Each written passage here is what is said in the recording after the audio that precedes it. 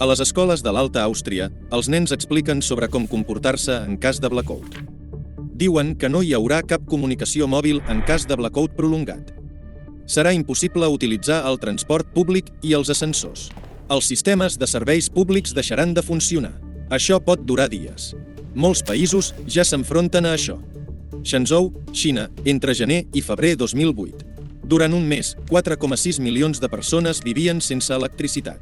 10 de novembre de 2009, Brasil. 87 milions de persones en 18 dels 26 estats del Brasil es van quedar sense electricitat. Es va tallar l'electricitat a les 10 de la nit i no es va restablir fins al matí. Però fins i tot durant aquest temps, el pànic es va apoderar de les ciutats de Rio de Janeiro i São Paulo. 31 de juliol de 2012, Índia. Durant 15 hores, 620 milions de persones, o gairebé la meitat de la població de l'Índia, estaven sense electricitat. Diverses desenes de milers de persones van quedar atrapades als trens del metro aturats a Delhi. Uns 200 miners van quedar atrapats sota terra. 9 de gener de 2021, Pakistan. Durant el dia, 200 milions de persones, el 90% de la població del país, estaven sense electricitat. Febrer de 2023, Sud-àfrica. Es va imposar un desastre nacional a Sud-àfrica a causa dels talls prolongats. Des de fa aproximadament un any, més de 60 milions de persones estan sense electricitat fins a 12 hores al dia. El país corre el risc d'un blackout total. Què causa un blackout? Els experts diuen que és a causa d'un desequilibri en el sistema energètic. En cada moment, la quantitat d'electricitat que es produeix ha de ser la mateixa que la quantitat d'electricitat que es consumeix. Si es pertorba l'equilibri, provocarà l'aturada de les centrals elèctriques de tota la xarxa. El consum d'electricitat fluctua constantment. A la nit, quan dormim, les empreses no funcionen, per això el consum baixa dràsticament. Al contrari, durant el dia, puja. Hi ha hores punta al matí i al vespre.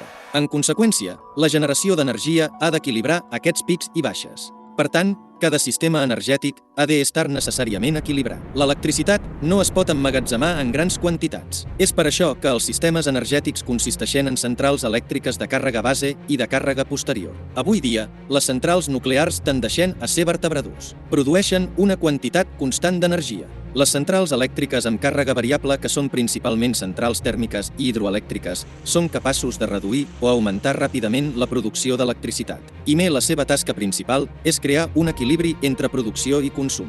Els sistemes energètics d'alguns països del món estan connectats en una única xarxa. Si es produeix una emergència en un país, es pot transferir l'energia dels països veïns. De fet, amb el suport tècnic modern dels sistemes energètics, no hi hauria d'haver els talls. No obstant això, es poden produir emergències com a conseqüència de conflictes militars o desastres naturals. Per exemple, terratrèmols, esllavissades, inundacions, tempestes severes, huracans i tornados, quan es destrueix la infraestructura energètica. L'aparició d'un blackout en aquestes situacions és molt possible. Però si no hi ha emergències d'aquest tipus i els talls encara es produeixen, quin és el motiu? Durant els últims 40 anys, molts països d'arreu del món han promogut la idea de les fonts d'energia alternatives. La política de promoció activa de l'energia verda ha comptat amb el suport d'inversions multimilionàries del govern i subvencions a la indústria. Això ha comportat el desprestigi d'altres formes d'energia i la sortida d'una gran part de la inversió de la indústria energètica tradicional. La manca de finançament per a la substitució d'equips ha provocat una depreciació important dels equips de les centrals tèrmiques i nuclears de diversos països. A Sud-àfrica, per exemple, la manca d'inversió va provocar la depreciació dels actius fixos, incloses les centrals tèrmiques de carbó, proporcionament al voltant del 80% de tota la generació d'electricitat d'aquest país. És el deteriorament dels equips de les centrals tèrmiques i nuclears, així com la ineficiència d'alguns tipus d'energia verda que molt sovint provoquen talls i pèrdua d'estabilitat dels sistemes energètics. Mireu el vídeo "L'energia no tan verda" sobre els problemes que ha creat l'energia verda i el seu paper en el blackout.